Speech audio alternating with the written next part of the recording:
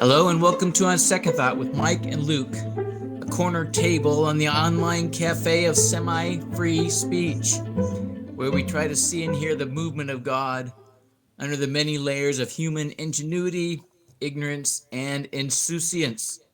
My name is Mike and I want to understand the world. That's Luke and he wants to change the world. Today we're discussing truth versus love.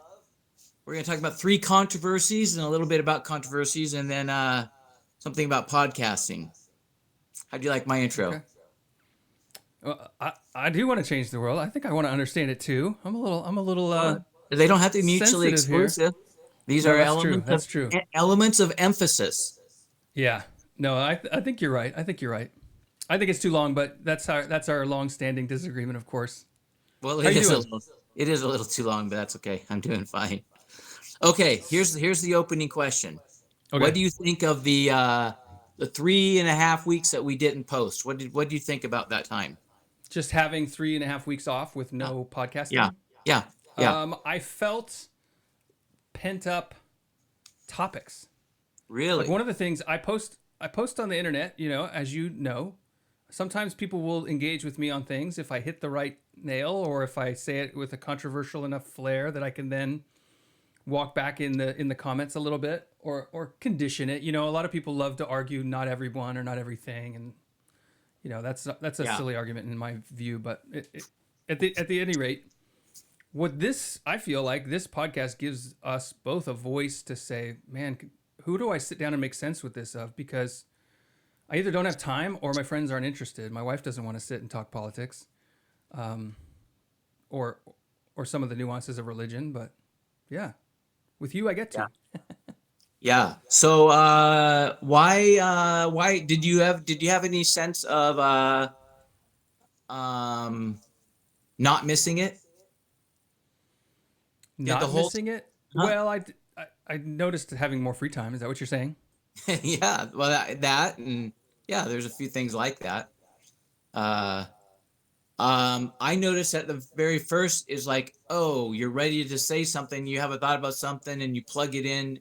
Okay, I'm going to talk about that. Or you have a thought and you go, okay, I'm interested in putting that out in the open and see what pushback it gets. And then as time went on, that went away. And so when I had a thought, it was just my thought. And did you enjoy that more, or did you find it? I wasn't sure, to be honest. Yeah. So restarting, I was going to ask the question. I almost asked it yesterday, but it was your lead and I didn't want to. But why restart? Why do this? It would have been a natural opportunity to let it go after a year or 50 something episodes. Yeah, we gave it a year. You moved away. Yeah. I feel called to it. I mean, I think that's the short answer. I think, I do get feedback. I'm hanging out with teenagers a fair bit. Some of them listen to it, including my sons. I don't get, dinner table conversations don't get to the depth that we get to. And car rides don't usually either, especially now that my teenagers are old enough to have phones with the little Tetris games on them. And yeah. So, I feel like in some way I'm having a conversation with the people I disciple, if that makes sense. Yeah. How about you? Yeah. Why did you want to come back? I was asking myself that question. I'm not sure of the answer, other than I think there is, there's some good and bad. On the bad side, I think I like to hear myself talk, which is not a flattering thing to say. I did. My mom did say something about that.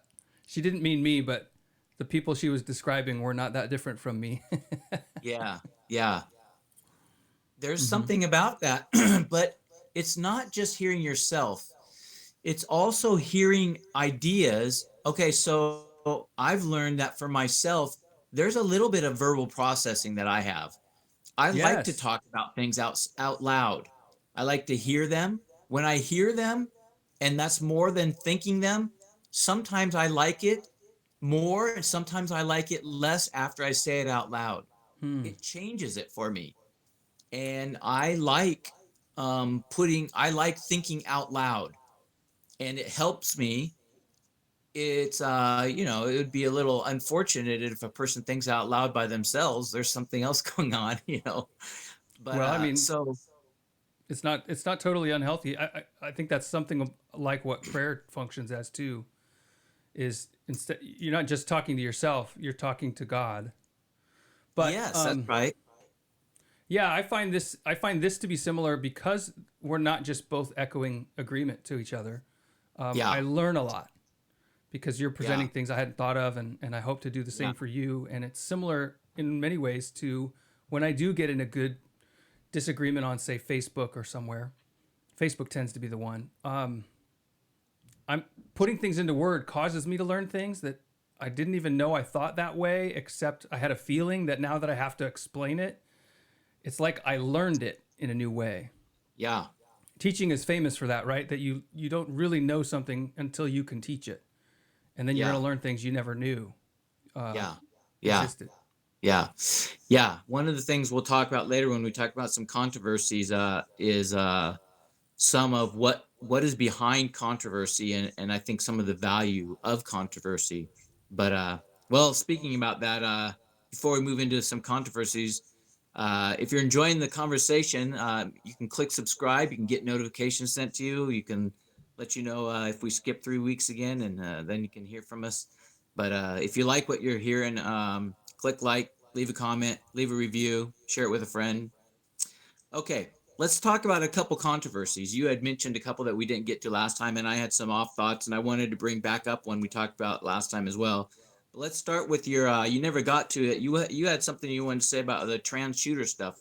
I know that you Yeah, didn't there have think it been a had couple of controversy, transgender but shooters recently. yeah, As far as I can tell, well, no, at first I was going to say it's men transitioning into women, but that's not true.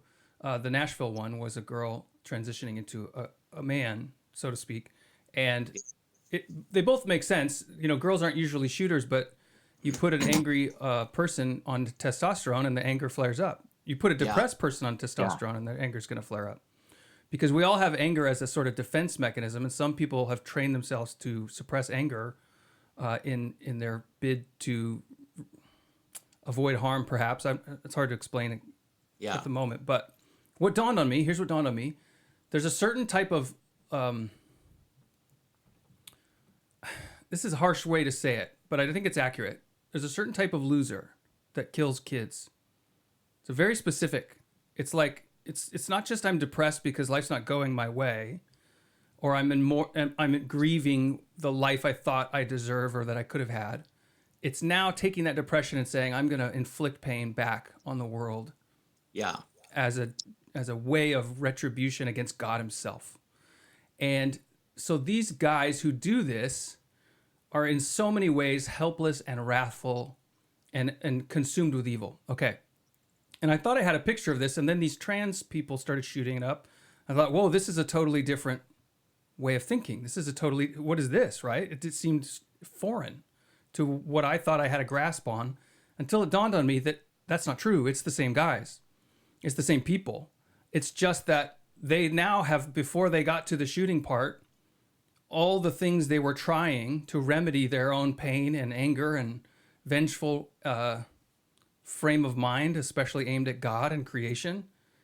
Before they got there, they tried out trans to see if that would fix it, because that's the sales pitch. That's the evangelism of the trans movement is maybe all your depression, maybe your anxiety, maybe your hatred of life and the world, maybe it's because you're not in the body that you're supposed to be in. And so yeah, then they try this road and it's not a real solution. And I saw that confirmed actually today with a study starting to come out that the remedy, they say that we have to support all these transitioning kids, otherwise they'll commit suicide. And it's not working. It doesn't work. yeah, The suicide rates are the same, if not more. And not only now do you have the suicide risk that you had before you did all this pseudo medical interventions, you now also have a total inability to have children, one of life's most meaningful pursuits. You have the inability to have a healthy sexual relationship with another adult in yeah, any fashion, resembling marriage. It's heartbreaking, and yeah. and that's really what my view of this whole thing is it's heartbreaking. Yeah, Dr. Abigail. I don't know how to pronounce her last name. Favale. Anyway, The Uh-huh. Genesis of Gender, that book I mentioned last week. She cites some studies that have shown that the dysphoria and the emotional disturbance does not go away with transing. Yeah, Um, right. Statistically, it's not. It isn't that. She said, to be honest, there are some who seem to feel better, but statistically, the extreme emotional dilemma does not get resolved. It is not a solution. It is not a Right. healing. When you said loser, let me ask this: did you mean by that passive aggressive or coward? Suicide, for example, is cowardly. In many respects, it's a passive aggressive act of cowardice to hurt another and you're not there to face it. Is that what you meant Um when you said loser? no, and I don't think of suicide that way, to be honest. I think suicide generally, and I've been places that I would consider close to that way of thinking. It's an abandoning hope and saying there, I can't endure. I can't endure the pain that is my life at this time. And I don't see that pain ending. And so I don't know what else to do. No, when I said what I meant by loser is, and it's not meant to be an insult. It's simply that in every way, and I think this is what depression is that the things you've tried to do to make yourself worthy of life, of opportunity, of someone else's love, they're not working. You're losing at the things that matter to you. You feel ineffective and therefore unloved, or maybe one and then the other in the other direction. You're losing at the things that matter to you. Some people want to say, well, it's about bullying or it's about what other people think, and that drives you down. And there certainly are people driven to suicide because of the impact of other people. But even then, it's because you thought those people loving you was what was going to matter, is what was going to make your life worthwhile, and it didn't.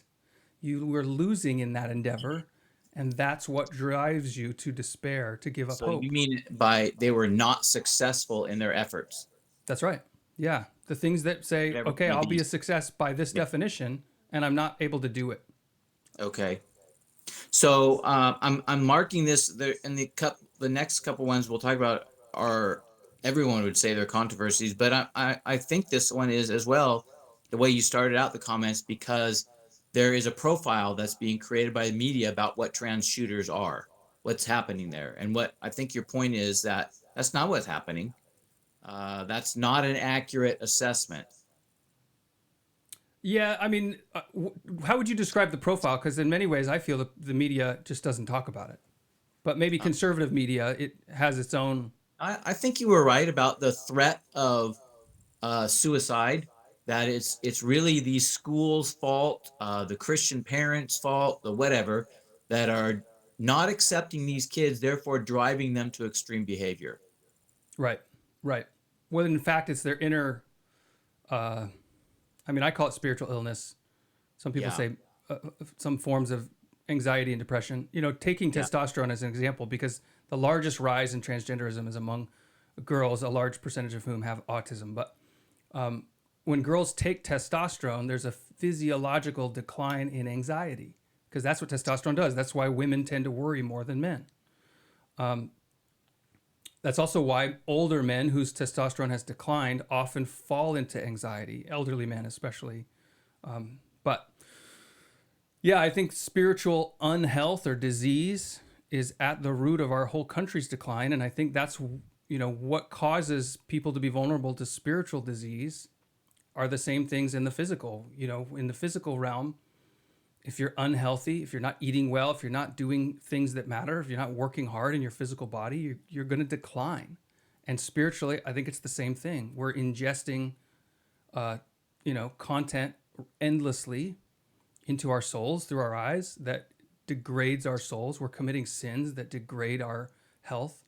And then we do nothing of significance in the spirit realm. And then we create obese spirits, so to speak. hmm Okay, Black National Anthem.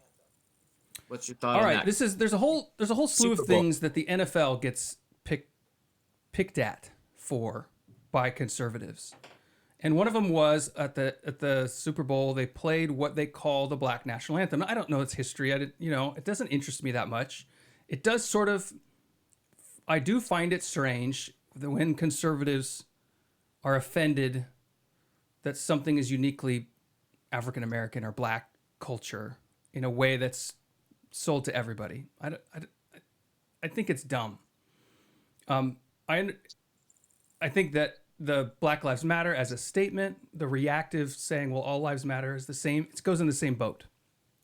In both cases, they don't bother me at all. But what was funny about the the Black National Anthem, as it was getting called, because I follow a couple of conservative Black people who are, they're not pundits, right? You're just on Twitter. You can follow anybody, and these people are conservative. And I thought, that they said an interesting thing. I'm gonna keep an eye on their perspective on things. And across the board, what I could tell, none of them thought it's the Black National Anthem. It has a history with Black community. It's just a song that glorifies or is patriotic, that's sourced from the Black community. They don't care, but they don't call it their national anthem. That's like what white conservatives call it. They didn't call it that at the Super Bowl either. They just said, we're going to sing this song. I think it's been called that. This is like the second year I think that they had it at the Super Bowl. I think it was put there as that. Not that everybody calls it that, but Right. I think that there were some pundits who said this is the Black National Anthem. I think it might have been put there as a reaction to 2020 and the Black Lives Matter movement. But what 2020 also showed, and I think this is where we get lost sometimes too, is it showed that there's a lot more to the Black community than the radical leftists who claim to speak for it. And so to say, well, some leftists called it the Black National Anthem, therefore the right has to hate it. When actual Black people at large don't call it that, don't care about it, and feel some kind of like, not solidarity, but like, hey, this is us too. We're represented. And I think that's good. I don't have a problem with that at all. Mm-hmm. But I think conservatives like to pick fights around racial issues just as much as the leftists do.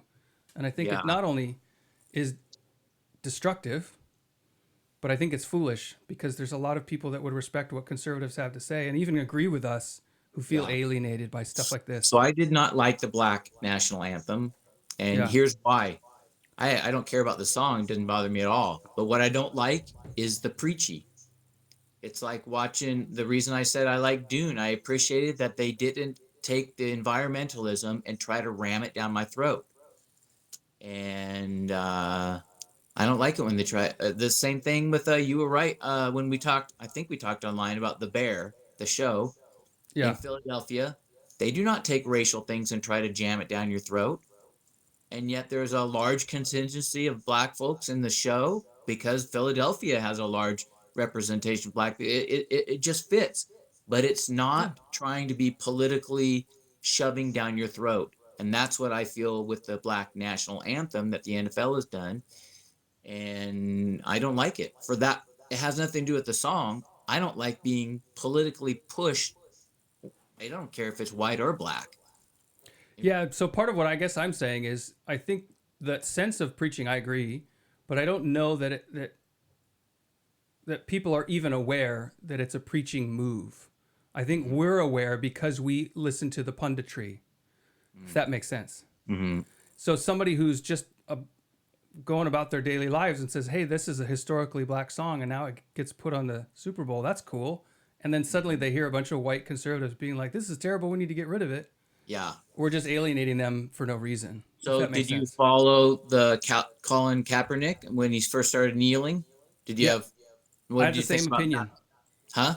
I have the same opinion. And actually, I heard one of the stories I heard in that first year with him was he was just sitting for the national anthem. He told this story, and he said he got a call from someone who was a veteran, and he said, hey, when you sit, that's disrespectful. I think you should kneel because you kneel in a position of prayer, honor, and you're honoring something in that moment. And so he began to kneel, And again, we wouldn't have been offended if Tim Tebow started kneeling to pray during the national anthem. Mm-hmm. This guy's doing it as solidarity for his leftist cause. I think, hey man, you're not disrespecting us. You're making your statement. Let's make your statement. It's a free country. It doesn't hurt us. Some of the other things Colin Kaepernick says, I have a problem with. Like you're saying, the preaching, and by what I mean by that is the obvious leftism, the anti-police ACAB kind of stuff. All cops are bastards. All of that stuff is destructive. I'm not supporting it, but just the actual kneeling doesn't bother me at all. Yeah. Well, and my understanding is he began the kneeling in order to protest that under this flag, I don't agree. This flag we're not one under this flag, and so I'm not going to support that. Yeah, and I don't agree with him, but I think it's a free country, and I agree with right that. To it. So if you remember, Trump waded into that about the NFL should all require their players to stand, and I thought that is not right. These are privately owned companies. It is totally their issue. If they want to allow their whole team to kneel or not kneel, it's up to them. Pay the price. If you lose audience because of it, well, you deal with it. You're paying these guys. You own this team. You make the decisions. I didn't, just like I would object to the left getting involved in running the economy or healthcare or whatever. I object to the right getting involved about protests that disrespect our country or flag.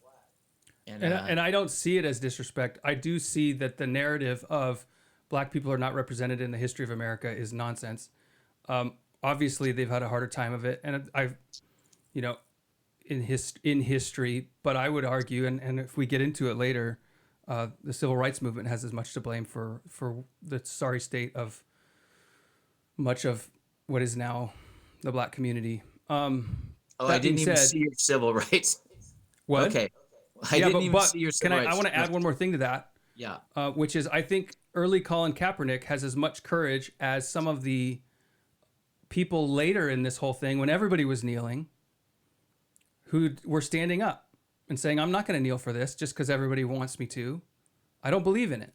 And so I think the courage it took for those people to not kneel late in that whole thing is not that different than the courage it took Colin Kaepernick to actually kneel in the beginning. And so I respect that, even though what it's based on, I disagree with completely. Yeah.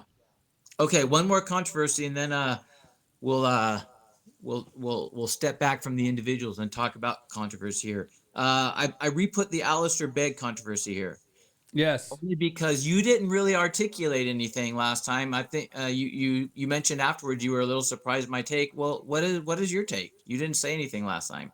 I didn't. Okay. Well, I mean, I not only wouldn't go, I would encourage every Christian not to go to a gay wedding. Yeah.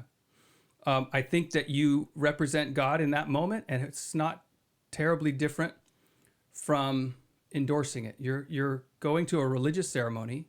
You're endorsing that this is supported by, if not God, then you're participating in and supporting this. I take seriously my role when I attend weddings as a witness before God of a covenant being formed.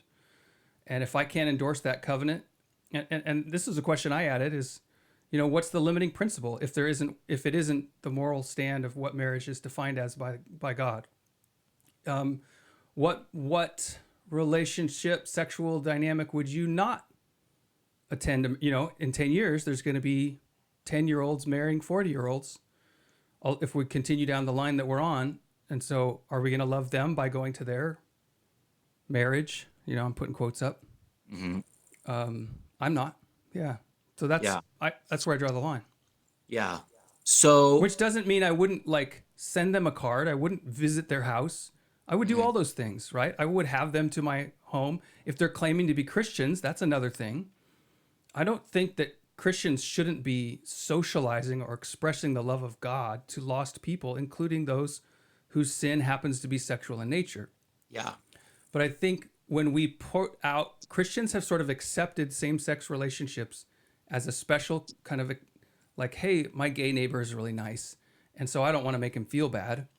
Whereas the Bible doesn't. The Bible puts all of sexual deviance and other sins, greedy swindlers and the like, right? Idolaters and such, in the same category, and that sin goes from bad to worse. So what I don't know is where we would approve of this one and not another one. And I'll leave it Mhm. at that. And what I hear you saying when you say that is because it is a marriage, you think that your presence, no matter the prior conversation, indicates an agreement. Yep.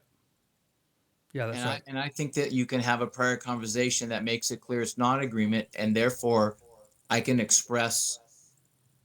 You would agree that you owe the swindler as your neighbor a form of respect and dignity, even when he's swindling and being Yeah, but I wouldn't dishonest, go to the party celebrating the swindling. celebrating the swindling. Yeah.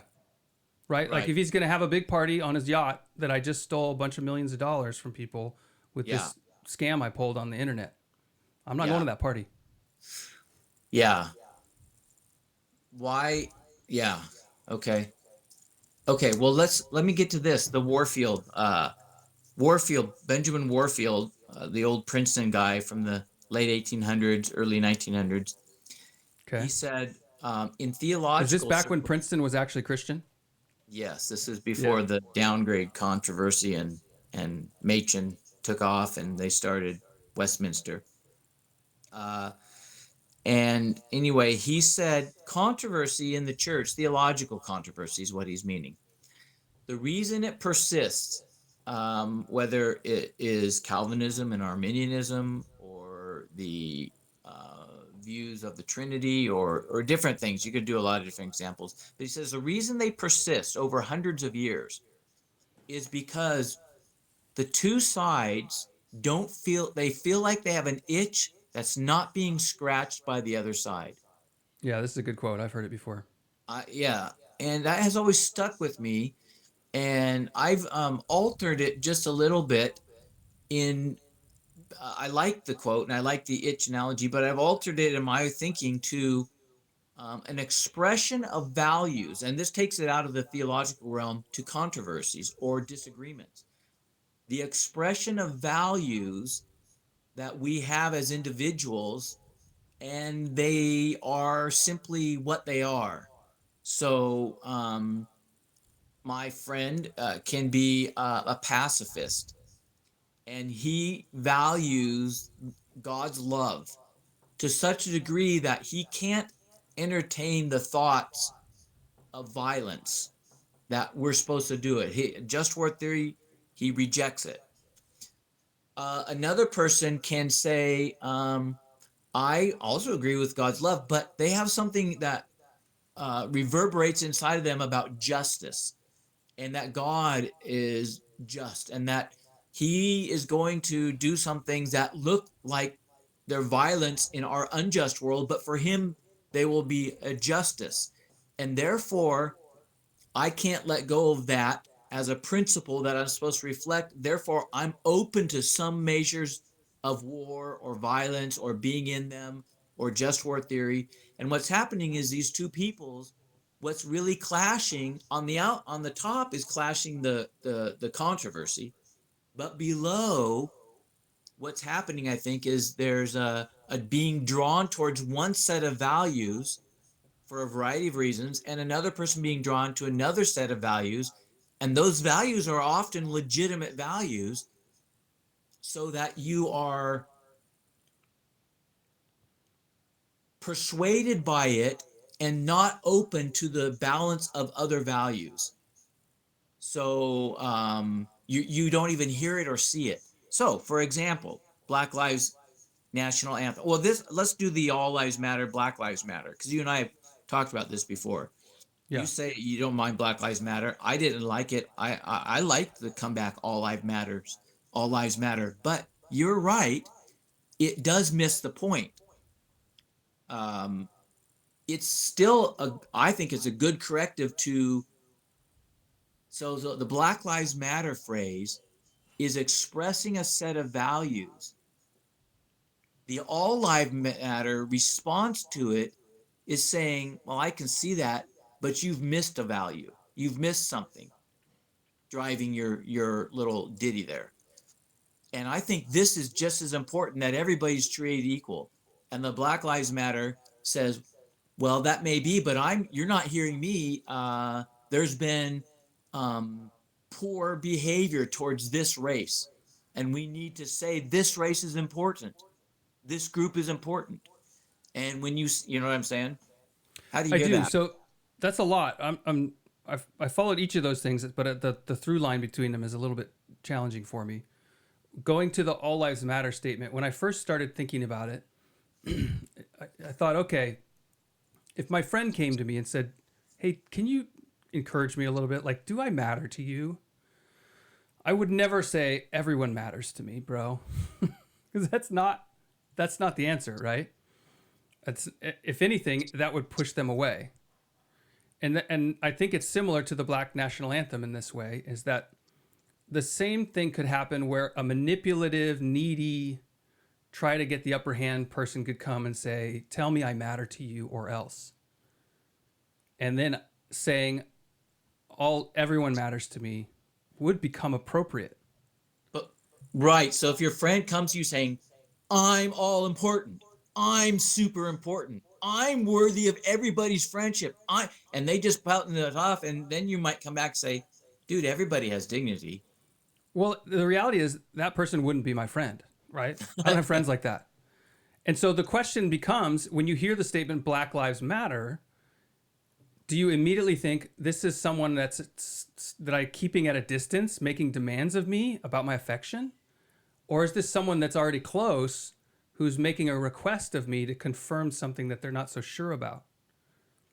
And I think that difference is gigantic, because on the political side, again, there was a manipulative angle to that statement being used by the Black Lives Matter movement.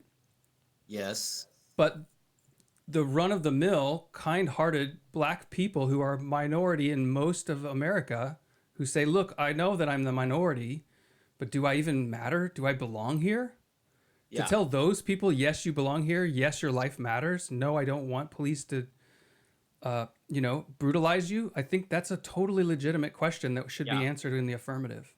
Yeah. So to that degree that we could say black people are our friends and they matter to us, then I think saying Black Lives Matter is wholesome and wonderful. To the degree that it's a manipulative, bid for power in the political sphere, I don't say all lives matter. I just say black people are important. Yeah. Yeah. I just don't say the phrase in that sense, because that's how I would get around it. Okay, but to go back to the pacifist thing, how are you connecting those two? You're saying people aren't getting heard and therefore they keep arguing? That's true too. And that's what I think Warfield was saying. I was saying it tweaked it a little bit by saying this. Every position, not every position, most times there's a position taken. Oftentimes there's a person advocating for something in sincerity. And when Right. their conclusion, we disagree with it, what's at play is often that they're promoting a set of value statements that they have put up at the top of their list. And when you're arguing with them about the conclusion, you have put a different set of value statements at the top of your list, which is why you look at different, let's call them verses or ideas. You're persuaded by different things. And Yeah, or so, they might be the same value statements but rearranged. Like, oh, you put this yes, one first and I put it second. that's right. That's why I was Yeah. saying love and justice, two Mm-hmm. real values. If love is the highest one, it takes this disconcerting sense of justice in the Bible, and is God punish or doesn't punish, or what did it mean when people were killed and God said so? And I don't know, but I'm going to go with love, and I'm going to say God doesn't want me to do it. And the other person says, God, if he's not just, what in the world? It's not that I'm downplaying love. I don't mean that at all, but there has to be justice in it. And we're going to talk a little bit when we talk about truth and love in this thing, because that's the same kind of these two things that are valuable that rub together. Yeah. And when you do only one and not the other one, we end up making mistakes. And And I what think both a pacifist or someone like me, someone who subscribes to the just war philosophy, right? Who thinks police, the description in Romans 13 of the role of government to wield the sword. Pacifists believe that the government, you can wield a sword. The government wields sword. Well, then how can you not have war? They just don't think that you're to go and fight in a war and kill people. So you could be a police officer who might kill a criminal? No, you shouldn't do that. You should be a medic instead. Okay, so they personally don't do it, but they think it's fine if other people do it? That God has ordained the state, yeah. So they don't participate in the state in any way that might result in violence? That's it. Yes, that's right. Okay, Actively. so it seems like they're just putting what they consider to be immoral on someone else. Like if I thought a war was immoral, I would want no one to fight it. No, well, that's true, but they would wish the state didn't do it either. But then they don't can't believe stop that them. the state should wield the sword. If they wield the sword, that means blood is drawn. Well, your use of the word should. The state does, not necessarily that it should or is a good thing. Oh, That is okay. There, that makes more sense. Okay. Yeah. All right. Yeah, I mean, yeah, they're finding a balance between two things. I think that's what a lot of arguments were. We did a live stream today with the kids at school. They wanted to do a podcast, and so we put it on our Facebook. And we were talking. They wanted to talk about controversial things. I had them each write out something that they thought would be interesting to discuss. Yeah. And so one of them said, "What about patriarchy?" You know, and then. Teenagers are so fun to hang out with. So one of the boys, he said, well, patriarchy is good because women are so emotional, you know? And then one of the girls in the discussion on the mic, she's like, yeah, we are. I thought she was going to argue.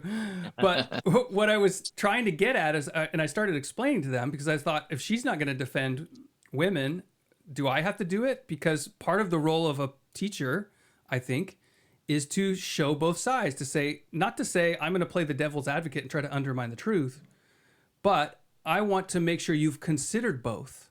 Yes. Right? You can't just say I'm for war if you haven't considered that Christ laid down his life.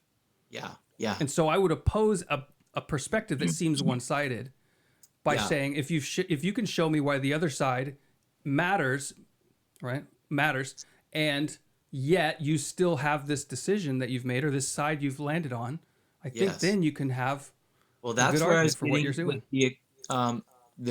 That perspectives are driven by an embrace of values.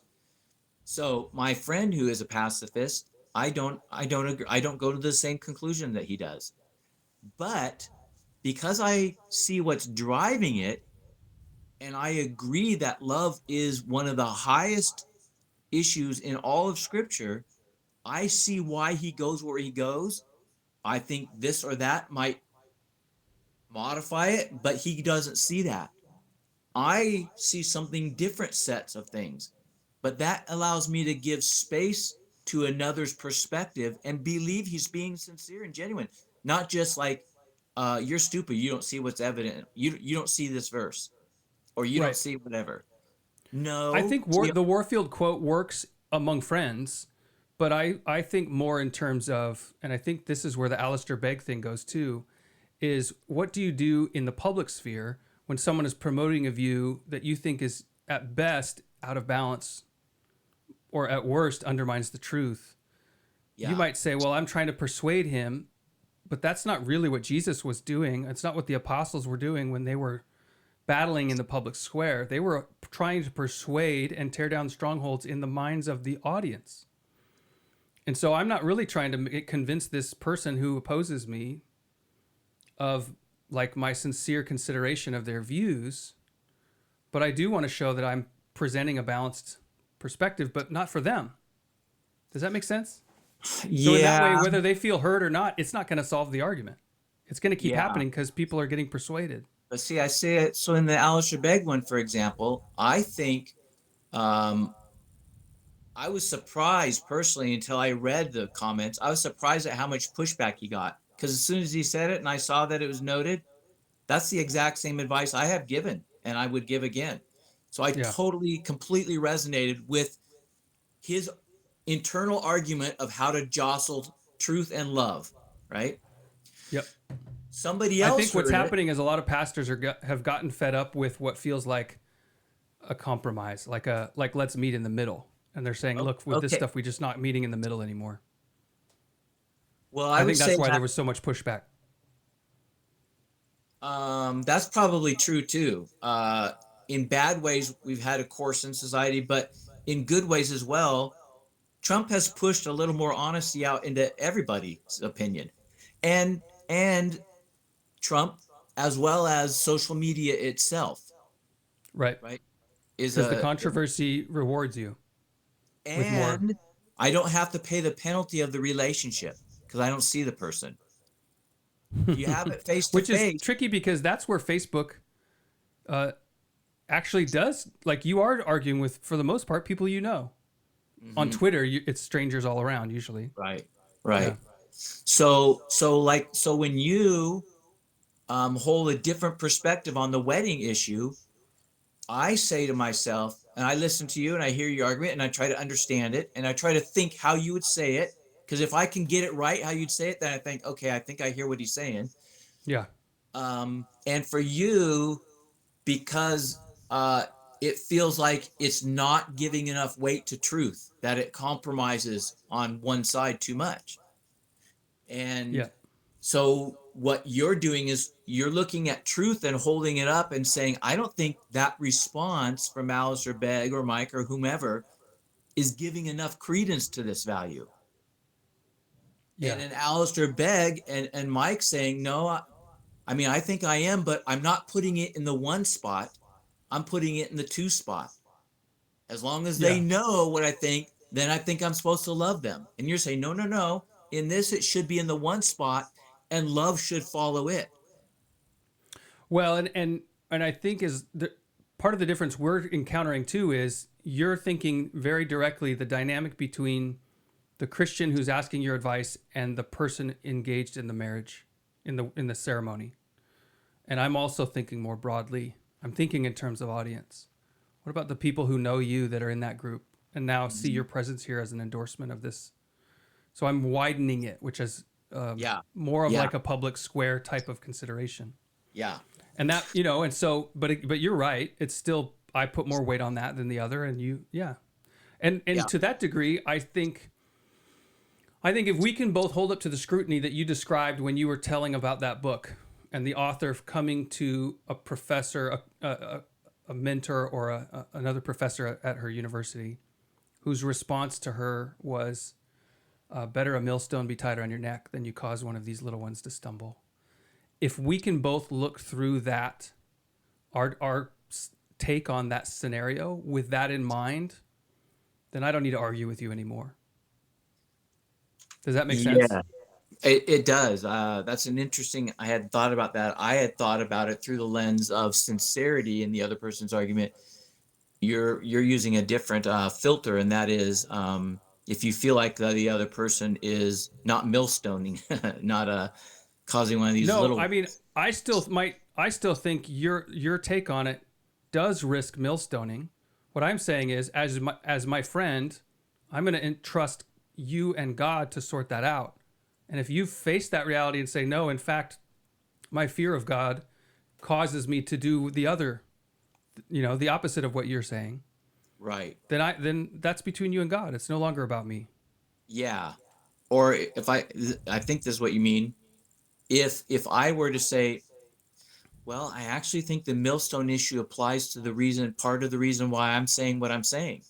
That's what I'm saying. Yeah. It's like, If you can say that, yes. then because my duty as your Christian brother is to hold that before you where I feel it strongly that it's needed. And you do the same for me, right? Yeah. To say, have you considered the wrath of God? Okay, then God bless you, man. I hope I'm right.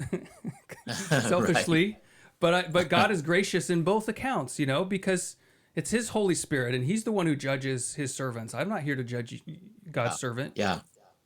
Okay, well, if you're with us up to this point, Luke leads a school, and he's got little ones, and he's trying to not tie millstones around their necks as he talks about controversies. The Trinity School is a culture-building enterprise that targets education, influence, industry, and the arts. For more information, you can visit gracestaten.com/Trinity School. Yeah, and I will say about school, Yeah. I think that the idea that teachers should avoid controversy Well, one, leftist teachers never do. They go right at it. But the conservatives avoid it, thinking they're being fair minded, and it's wrong. Kids learn Yeah. so much in a debate and in a No. controversy. They love it. In Did science, I they ever love it in social topics did I too. ever So, tell you what made me stop my high school pursuit of being a high school teacher? no. So I'm teaching a junior high history class and enjoying it. I'm 3 weeks there. I'm in the classroom doing Yep. classes, and around this, and I'm enjoying it quite a bit. And I think they're enjoying it, and I do well at this, and I think you see it in the responses, and whatnot. So it's You a were a positive. substitute? Is that what this was? It wasn't a substitute. I was in with the main teacher, but I had responsibilities to teach a portion of every day for 3 weeks. Okay. So I taught basically a unit. Anyway, and had to make all the plans for it and hand them in and all that kind of stuff, right? Oh, okay. Anyway, so it's around this time that in California, a teacher gets put. This is 2019. A teacher gets put on administrative leave because the shooting that was in Florida, not the Sandy Hook one, but the one in Florida after the I don't remember if it was school, if that was where the big shooting at the bar. Anyway, Okay. big shooting. Yeah. And the left organized a walkout of school at lunchtime. They're going to walk out in protest of guns. Okay. Right. So, and all these schools, these left leaning schools say, we're going to support this. So this teacher who won Teacher of the Year 2 years in a row, which I take to mean she's likable. You don't win 2 years in a row? 2 years in a row. That means the kids like her. She's not Yeah. a nut, Right. right? She's a good teacher. She's not a nut. It also means she has a ton of clout in the school. That's right. Right. Yeah, Okay, that's incredible. so she asks this question. Is it right for the school to support this walkout? Should they also support abortion or pro-life? Is it right for schools to support cultural controversies? Yep. Give your answer. And I thought, brilliant question. She asked the kids. She asked the kids. Yeah. 2 kids went to the principals, complained. She got put on administrative leave for 3 weeks. And I thought, she did exactly what I would want to do. Yeah. That's the kind of question I would want to ask, to make them think. And it's not my, okay, you and I probably will differ on this. For the most part, it's not my job to tell them what to think on that. Yes, it is, but go ahead. I know that. I knew you would have that. I want to engender them to think through, and have they considered the other side? And where That's they right. end up is a different set of questions in my mind.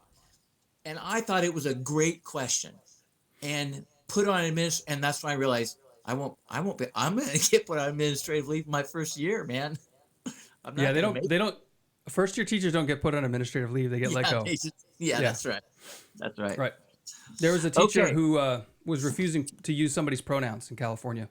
And this was a year ago, maybe two, an elementary kid, I think a kindergartner, like 5 years old.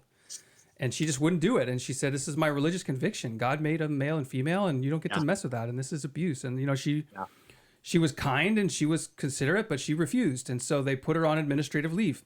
Yeah. I think indefinitely, but they didn't have grounds to fire her yet. And so she had contacted this lawyer who was telling this story. And the lawyer said, we can't do anything till they fire you, so just keep me in the loop. So a year goes by, they end up firing her. She contacts the lawyer, and the lawyer made this incredible, I don't know why I didn't think of it, so obvious when he says it, but his argument is that it's the establishment clause of the First Amendment, that the government shall, and it's Congress shall make no law establishing religion. Well, what they're doing in opposing directly the teachings of the Christian faith is establishing their own faith. The government's established religion. And so they're suing in federal court, the state of California. And I'm really excited to see where it goes, because that's absolutely correct. Yeah. Now, Dr. Abigail, if I could articulate her position, I'm curious to your response. I think she would say this based upon what she had in her book. She says, if somebody changes their name, I'll use their name, but I cannot use a different pronoun, because they are affecting all of creation. If they're born a he and they want to be called a she, I can't do it. If they want to be called Layla and they were born Luke, I don't care. I'm going to call them the name they want because it's not a universal. But the universal Yeah, male. I could see some gray in that. I've considered Yeah. that same argument. I thought It that was still interesting. rubs me a little wrong, but Yeah, I I understand because you do give people some autonomy. Yeah. You know, there is a biblical principle for naming as a designation of authority Yeah. over something. Yeah. And so people don't get to name themselves because you don't have authority over yourself. Yeah. But God doesn't name, well, God names some people, but rarely. Yeah. And so yeah. in that way, I think, I could be flexible in that maybe. Throw in what's your civil rights thing that you wanted before we, and then we're going to move on. So this is another testament to how Republicans like to alienate black people. Martin Luther King Day comes around. That's a big step. That was a big. I don't think so at all, and I could actually go into it, but you know, it's a generalization. I'll agree with you there. Okay, so Martin Luther King Day comes around, and all these Republicans, Charlie Kirk and the Trump gang, and they're all putting out true historic things about Martin Luther King. Now, granted, there are things put out by the FBI that in current day Republicans would say is totally questionable. But, you know, there's some significant evidence that Martin Luther King was not only a philanderer, I think everybody agrees with that. Yeah. You know, the day he was assassinated, he had spent the night in a hotel with women, or a woman who was not his wife. But that being said, they were glorifying in his ungodly character, these Republican commentators, right?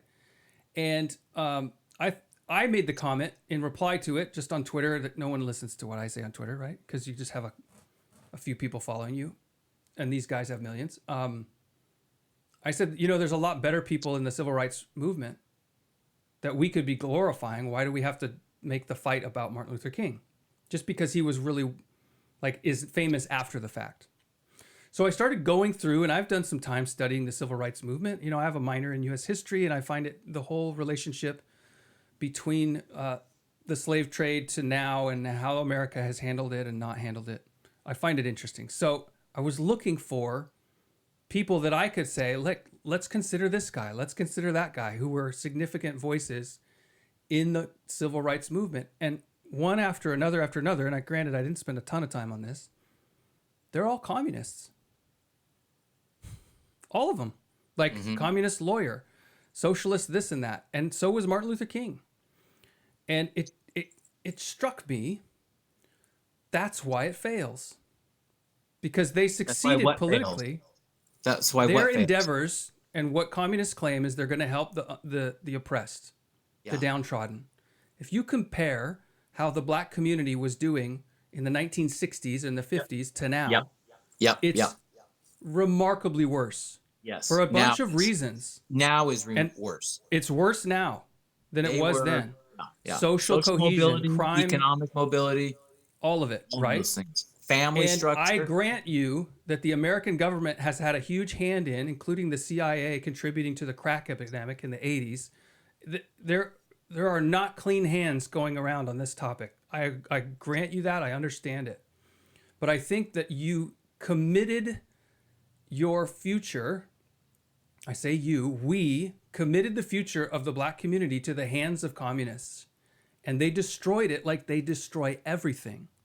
And the reason they destroy everything is because they're breaking God's law. Specifically, the 8th commandment, you shall not steal, and the 10th commandment, you shall not covet.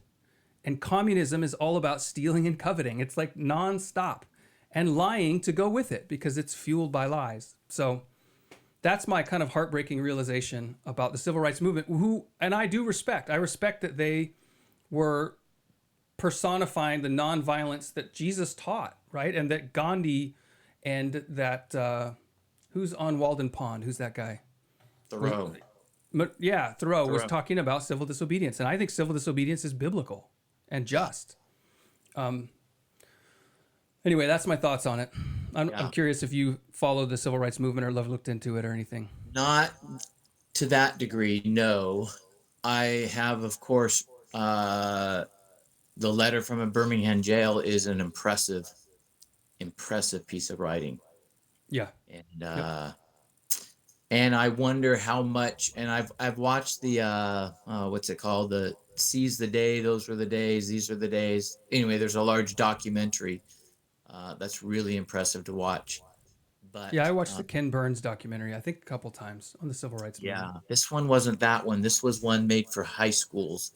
I don't Hmm. remember the name of it. I'll remember obviously after we get offline. It'll come to me. But I don't know. My interest in the civil rights movement has, on that front, has been more along the lines of the comparison between MLK and Malcolm X, Hmm. and how different they were, and how we, because I agreed with more of, I wonder how much the communism you express in MLK was a part of his speeches, or it was just the undercurrent from which he derived his speeches. Was he vocal It's about that? extensively present in his less well-known speeches, and I think the reason is that conservatives have latched on to the Yeah. non-communist parts of his Yeah. speeches and Okay. made them famous. Yeah, that's interesting. I didn't know that.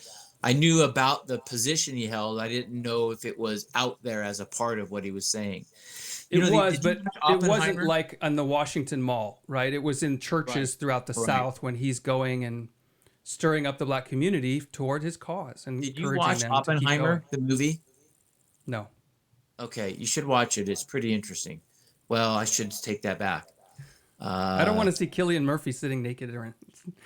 I was just gonna say there is unnecessary nudity, Yeah. um, but it isn't. Yeah, it's It there it anyway. seems to be an important and well-made movie is what you're saying. Yes, but communism is a part of the storyline. Right. And here's the only point I wanted to make. What struck me about it was it Because Oppenheimer was a is, communist, right? well, that's part of the dilemma. He had sympathies, but he never joined the party. His brother joined the party, and his brother's wife and a woman that he is involved with was a part of the party. So they were making a distinction about having a card or not having a card. And There's but some conjecture that Russia only got the bomb because he let it slip through his that's brother. part of the movie is was yes, yeah, that was Yeah. part of the controversy. But here's what I was struck by is the the degree to which communist support after World War II, I mean, not after World War II, but before World War II, after the Depression, let's say, it has its own stream of life in America. And, Long you before know, that, yeah, before World War II. yeah, well, so you had Lenin and Trotsky are 1919, 19, something like that. Yeah, Uh, but the Communist Manifesto is 1848, I believe, right, right right. around there. And So, socialism was at work in the factories of the Northeast all through the late 1800s and into the yeah, steel mills and so the unions and the fights going on I for all. just think that when you're in a difficult time, the human mind, we are lost as people. We're lost. And we grab hold of things when we think we're sinking. And we grab hold of something and we don't give it, we get inflamed about an injustice, let's say. And this would be again the element of holding on to a value and then losing sight of other values, Hmm. and making this one prop up to a bunch of conclusions. Because I watched this and I thought to myself, I'm not probably wired to grasp onto something quickly. I'm more wired to kind of look at it. But I could understand in the difficulties of the Depression, the appeal of the downtrodden individual, right? Oh That yeah. you're drawn to this thing that says everybody should have a job. There shouldn't be such disparities in wealth. And I just felt sympathetic, not towards communism, but towards the appeal of life is hurts and is unjust. It shouldn't be this way.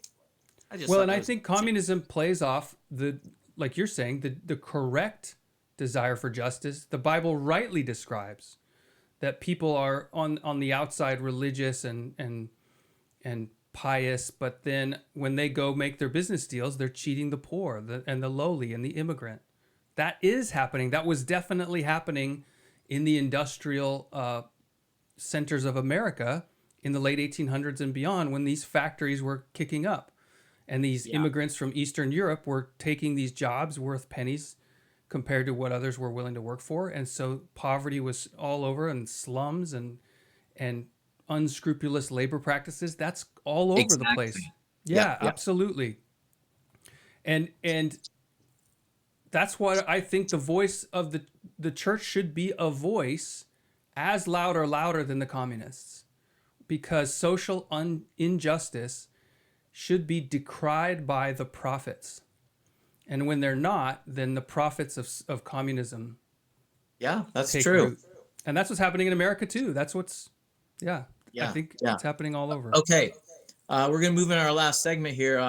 You got a book recommendation for us, or a movie recommendation? I just got question marks by your name. I did read a book. I think you'd be proud of me. Stephen King novel, but I don't want to recommend it. It was silly. Okay, man.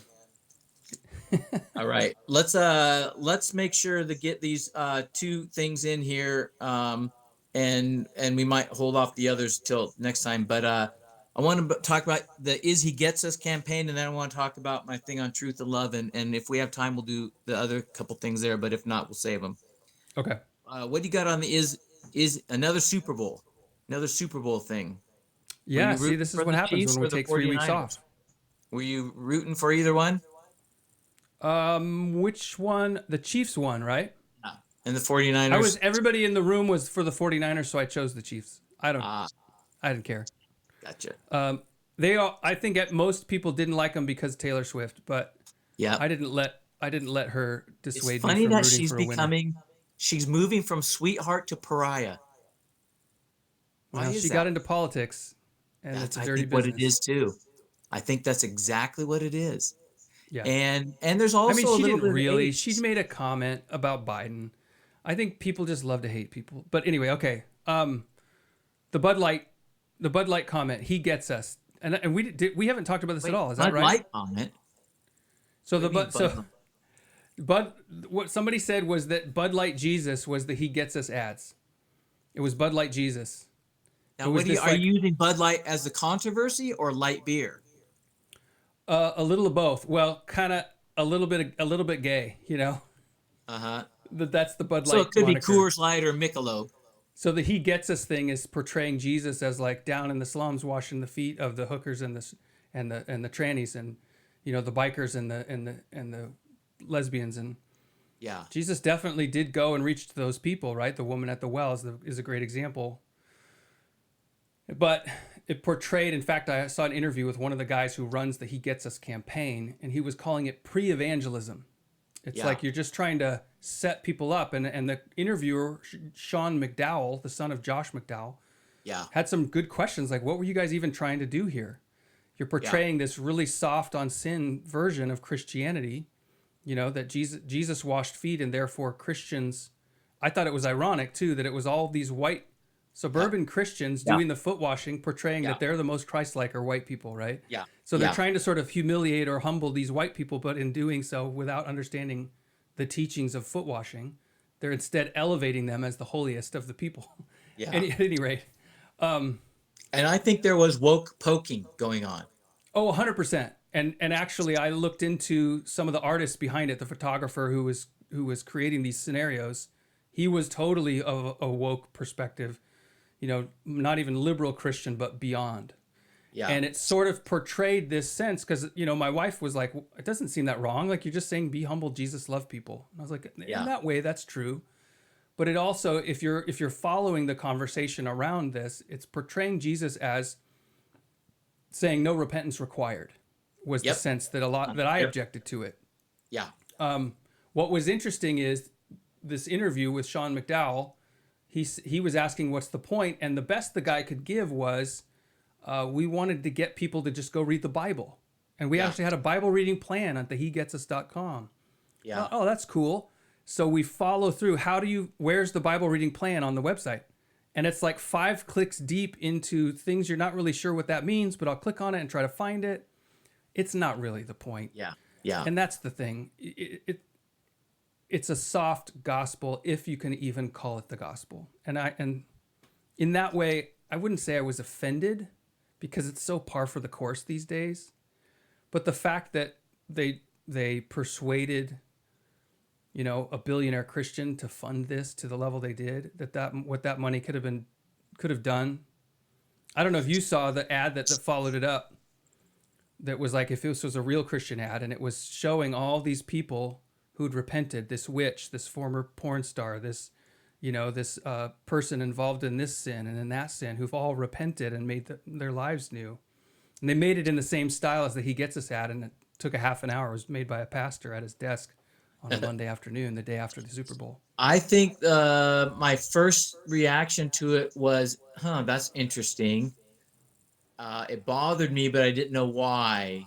And then as I reflected on it, I think that I ended up not liking it for this reason.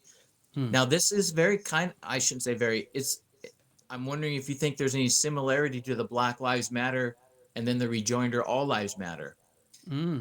Because there is a truth to He Gets Us.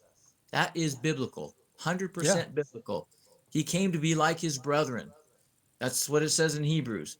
So, but the problem I think that with the ad is it assumes completion of idea is wrapped up in this He Gets Us, and that's sufficient.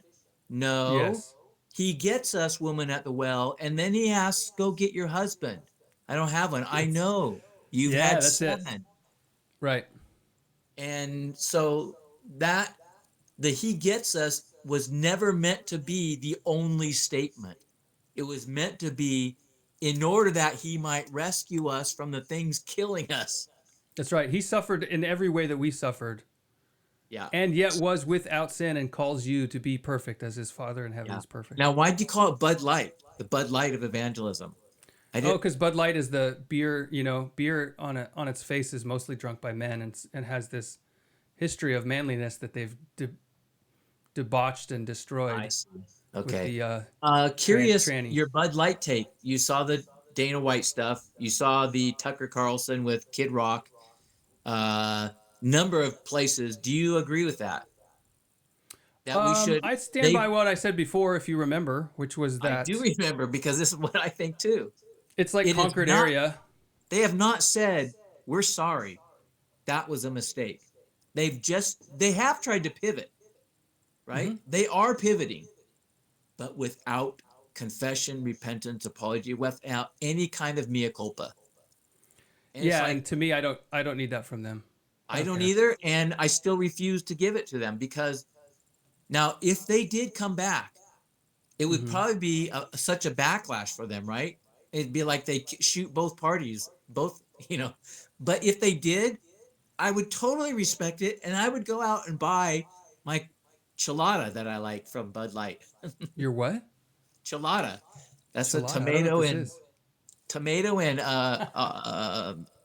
clam juice Okay. mixed with beer. Oh, I love it. I mean, But Bud I Light don't drink makes it. beer. Yeah. Hand me some whiskey. But I will say, here's what I've talked about my 5 levels of engagement that you can be actively against or passively Yeah. against it, right? Well, basically, what we did is Bud Light should be neutral, because everybody can drink beer. You don't have, Republicans drink beer too, as Michael Jordan famously said about his shoes. So they tried out being actively for the trans movement, and we pulled them back to neutral. That's what I would say. And maybe we Oh, pulled them that's a into good way to say it. passively on our side. That's a decent way to But say we it. don't have to make them actively on our side, promoting us to realize, wow, we had a pretty big victory there. I still not going to buy their stuff, but I wasn't going to anyway. So Yeah. Okay. Question here, Ephesians 4:14, the famous verse, speaking the truth in love. Yep. It's actually, the word speaking is not in the original. It's truthing in love is what it's actually would be. The truth is a verb form. Yeah. Truthing in love. But Truthing the in love. key word I'm thinking of is the word in, which is a Greek word as well. It's called en, and instead of in. But it is it has three different meanings, and this gets technical, and I'm not going to get technical, but "in" can mean in, like it's translated in our versions. It can mean with, so it can be in like a sphere, and it's called locative. It can be with, and it's called instrumental voice, and it can be a by. So in, with, or by. So, and I think the by one is the easiest. It's an awkward phrasing, but I think it's legitimate. Does it translate speaking the truth in love or speaking the truth with love? And I think there's a significance to those differences in how we've come across translated in love, speaking the truth in love. Because I The was in thinking love about comes with this. loaded with the idea of I'm in love with you. Well, that's true. So I it's wasn't thinking that way. I what think I mean what by that is it describes a feeling that you might have while you speak the truth. Is that what you're saying? yes, that's what I'm going to get to. Yeah. What we have done on the Christian circles is, because of the where our culture is, which is in disarray, chaos, and this whole truth and love has been separated apart and torn apart, and we can be loving, but it's not truthful, which is what we just said about the he gets us, right? Yeah. Basically, trying to be loving but not truthful. And as Christians, we say that can't be right. That is not right. So It's what not only we not end up right, doing, it's impossible. yes, it's a distortion. It's not. Yes, that's right. So what we do is then we say, okay, speak the truth. And then what we do and don't realize it, I think, is we say speaking the truth is love. We kind of change it just a little bit because of the word in. Speak the truth in love. And we almost then say, if we speak the truth, that is loving, which is not false. That's not wrong. Yeah. I But remember in an argument once with a relative where he said the it's impossible to speak the truth and not be loving. yeah, And I there said, is. I think that's wrong. You can Oh, I think there is a truth in that, but it's not near what it's supposed to mean. There, to yeah. say what's true is to honor the world God has made, and there is a loving of that in that, I think. What But here's I what I don't. mean. And this was the context and maybe you're not talking about this, but it feels appropriate to Ephesians 4. If I got up every day and pointed out my wife's flaws, every one of them true, I'm not being loving. I'm speaking the truth without love. Okay, so wait a bit. But if you compare that to if you lied to her every day, Correct. so then saying what's It's true not an either is or. loving as compared to lying, Then you're onto something. That's right. but that's not what's being meant by the verse. Well, what he's talking about in Ephesians is comparing it to people who are in their cunning leading those followers astray, right? So before that, it's talking about carried about by every wind of doctrine, by human cunning, by craftiness and deceitful schemes. So there's all this false teaching going around. What we're doing is we're speaking the truth in love, and that's what you're supposed to do. And And and it's and a so truth that people don't want to hear because the that's right. deceitful cunning That's right. is I tell you what you want to hear, and it makes you That's feel right. right. So that's why I like with love as a translation that's legitimate, but jars us out of the in part to Hmm. say, you are called to speak the truth, and that is loving, but you're to speak it in such a manner that you're doing the most you can to still say what's true, but to get an ear to hear you. That you are, it is with as much love as can be possible for something that could be painful to somebody. But Yeah. every effort to make that hearable is right. And that's why speak the truth with or in a context that they are getting. I love you. I have to say this thing that I think could make you upset, but I have to say it. But I'm going to do it in such a way that, can you hear this? Right. I'm going to do everything I can to make it so you hear this, which is interesting. When you said the word loser, as soon as you said it, I thought, I don't know exactly what he means. I could tell by the way you said that you weren't meaning a bad thing, but I thought, don't let it go, Mike. Chase it down to confirm, because even our audience, I want them to hear the clarified form, so potentially it could be heard. Yeah, right. You know.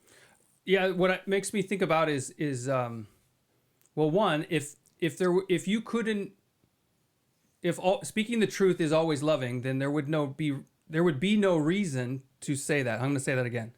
If Yeah, you that's could right. never speak You're the right. truth in an unloving way, why point it out? That's right. That's So there exactly right. definitely is a way to speak the truth without love. It also makes me think about First That's right. Corinthians 13. Is it 13? About Yes. love. Yep. And Yep. if you speak the truth without love, you're just a resounding gong or a clanging cymbal. You have nothing Yeah. in God's Oh, it's eyes it's to be something, but rewarded for. yeah, yeah, yeah, Yeah, yeah, yeah. That's right. That's right. that's cool. Okay. I don't know when you clicked start, so I don't know where our time is. I see the time on my clock, but I don't know where we Oh, we're about started an hour and recording. 15. About an hour and 15. Do you want to get any of these other? Are there any of these other lines that you have on here small enough to do? Otherwise, I'll close this. Well, let's talk about.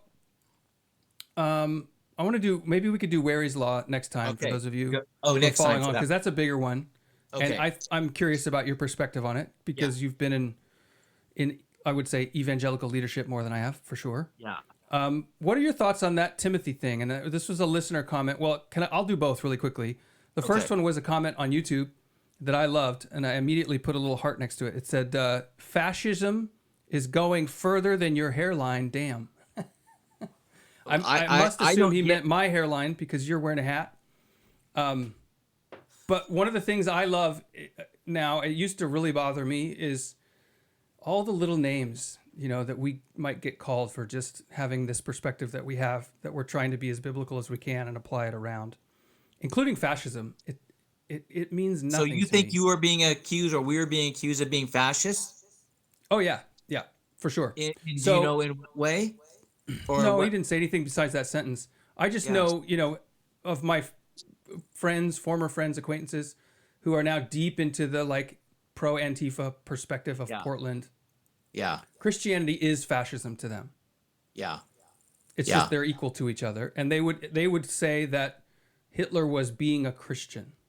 Yeah. It's a dark way that they look at the world for sure. But the other thing was a comment I heard from a pastor who I respect. I didn't want to get into an argue with him, but he was talking about Christians and politics and quoted from First Timothy, where Paul advises Timothy to be a good soldier who does not concern himself with civilian affairs. Yes. And I thought, that's not what I would take that to mean, because almost anything in First Timothy I would apply to anyone. I mean, it's directed to a pastor, but I would recommend Christians to follow. And I wouldn't conclude from that Christians shouldn't be concerning themselves with politics. And I don't think he meant that, but I'm curious what you think he did mean without making it a half an hour thing. I think it's funny that you said it's a small one, because I share that sentiment, and I would say that. You Okay, agree so with that pastor is what you're saying? I agree with. Yes, I think I would find myself in agreement with the way he's using that and what he may be intending. But what that doesn't take into account, that takes into account the larger conversation of Christian nationalism. And you and I, as we've talked about it multiple times, we have, I do think, made some headway, not so much in where we would think we are, but in hearing what we think the other person is saying. Yeah. So when I first heard you start talking about it, I heard you saying that every Christian should be involved in politics. And I would say I didn't agree with that on two fronts, and one of them being this: soldiers are, and that's why I kept talking about citizenship. We have a citizenship in heaven and on earth, and the one in heaven weighs more than the one on earth. I don't agree, and this is where I was going to bring up on another time the whole passive the war. What's the war thing when you're passive? Pacifism. Pacifist.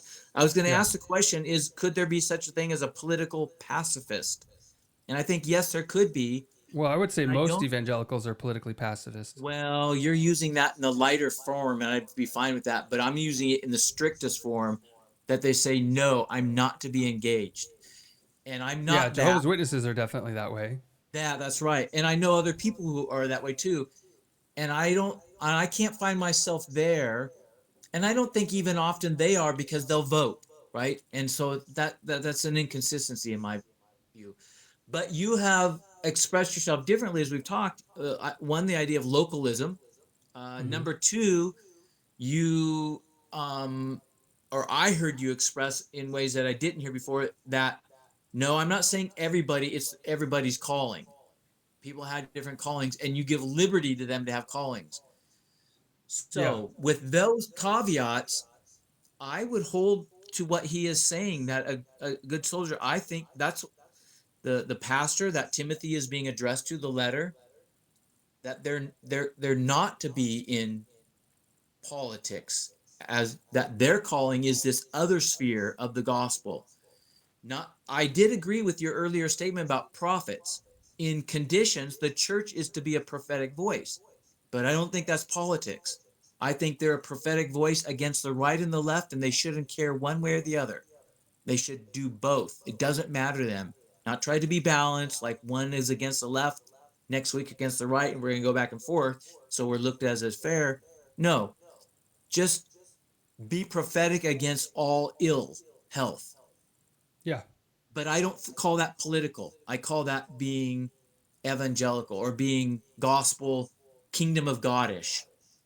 And It's interesting to me, looking at that scripture, because he's yeah, saying, share in the suffering as a good soldier of Christ Jesus. No soldier gets entangled in civilian pursuits, since his aim is to please the one who enlisted him. I, I, so there's a suffering aspect, or are you trying to avoid the suffering that comes from taking a stand for Christ? What are civilian pursuits in the eyes of a soldier, right?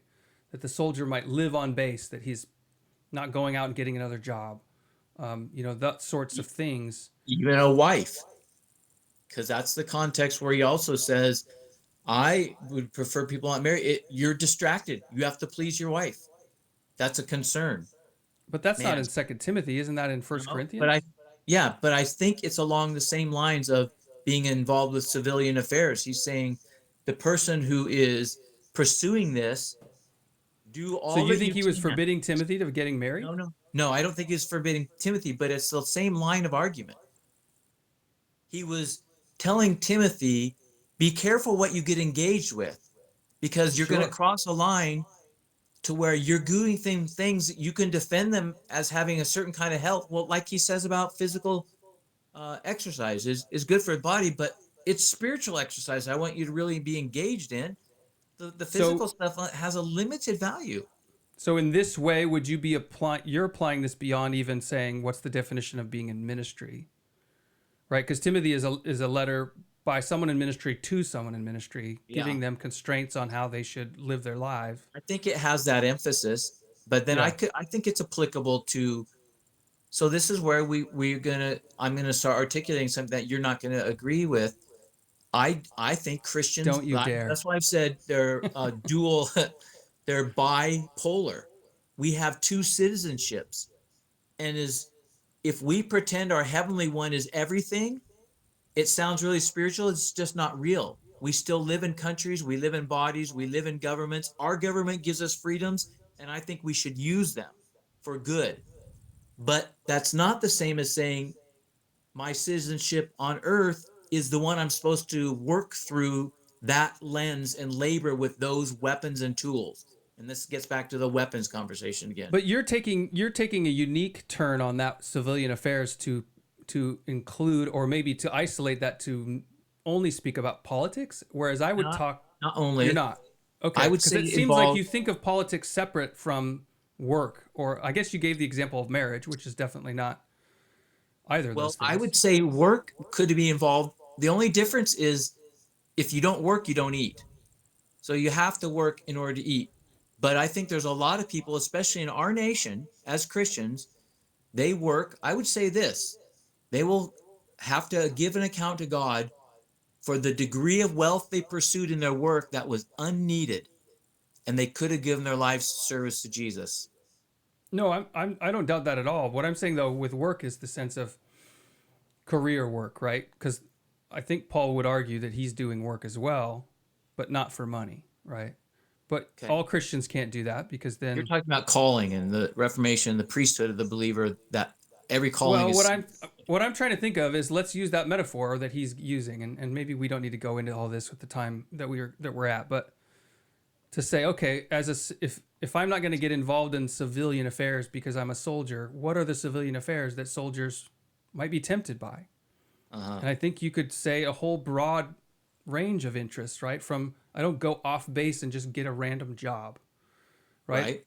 I'm not Okay. I'm not going to go off base and get married necessarily. I don't know how soldiering worked in the Yeah. Roman times. Yeah. I Yeah. assume there were married men, but that when they were out soldiering, they weren't going Yeah. back home on the weekend. Right. Right. Right. So some of that kind of thing, and it seems to be that his emphasis is around loyalty, that you're pleasing the one who enlisted you, meaning Christ. Your focus is to please Christ and not yourself or someone else. Yeah. Yeah. So that could be a broad range of pursuits. But what I find interesting is, and I think you're also right about the political side of things, that Christians are called not to take sides, right? And say, well, I'm pro-Republican, but you can definitely say the stance that Bush takes on the Iraq war is so corrupt that I could never vote for him. Or the stance that the Democrats have taken on child genital mutilation is so corrupt, I could never vote for him. I could never see a Christian in right standing with God voting for him unless they're deluding themselves in some way. I think those are statements we can all make. But to say As Jesus is individuals. a Republican and Christians vote Republican, I think that's where you've gone too far. Yeah. I still don't see that as civilian pursuits. I'm going to think about it more. Maybe we can talk about Well, it let next me time. ask you a question on that. Okay. You acknowledge that it says Paul is telling Timothy, look, there's some things you shouldn't be concerned about. Yeah. And you use the metaphor. What do you think Paul could have meant or been thinking some of those things for Timothy could be? Yeah, that's what I'm not sure of. I mean, that's where I'm laying it out. I mean, could The Timothy only one in for Ephesus? sure, the only one What's that that? we know for sure is that the genealogy disputes that are in the start there of Timothy. Okay, He but that doesn't says seem like a explicitly- loyalty. That doesn't seem like a Well, loyalty question, right? It could be a distraction of another kind because he's giving a list of ways that you can go I wrong. think it could be a Soldiering loyalty. is just one of the metaphors. I think it could be a loyalty issue. Look, Timothy, if you get caught up in these genealogical disputes, it's not fruitful, Timothy. It leads down a bad way. It engages elements of the law that are not helpful. And frankly, you're not then being faithful to your master who's called you to go labor for these things of more importance. And you So will. correct me if I'm wrong, but the genealogical disputes you're talking about that Paul warns Timothy to avoid are Jews kind of proving their bona fides by claiming to have been part of some significant bloodline within the Jewish faith. Is that right? It involves things like that, yes. Okay. Yeah. And he I says, wouldn't get caught up categorize in it as that, but I'll look into it. Maybe next episode Yeah. I'll bring you a little thoughts on it. We Yeah. can do a Bible study corner. No, we did. Ephesians 4, truthing in love. Oh, that's true. Oh, All right. you Well, said we it'll be need my to. turn next time. That's We'll right. be soldiering in love. Why All pacifists are wrong. Well, you've been listening to On Second Thought with Mike and Luke. If you enjoyed the episode or found something to reconsider, the encouragement we have each week is, or each time, is share it with a friend and start a good conversation. And remember, dig a little deeper and think again. We'll see you next time.